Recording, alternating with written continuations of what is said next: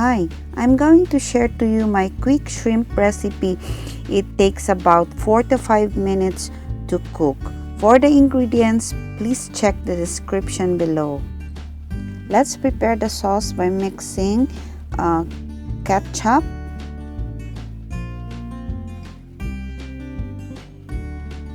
brown sugar,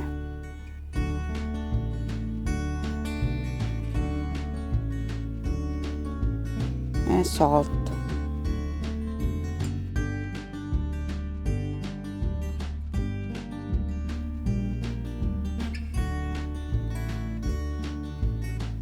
Add a little water and mix thoroughly. Fry the shrimp in a heated wok or pan.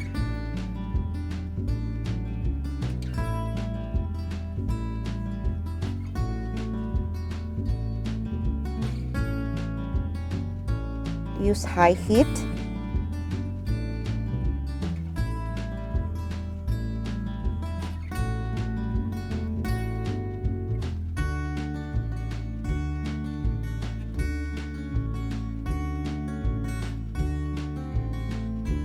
Now we add the sauce.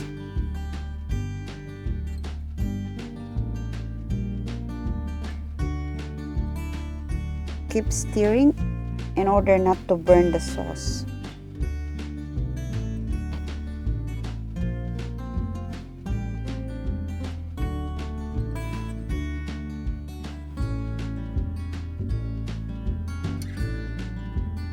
Add the spring onions.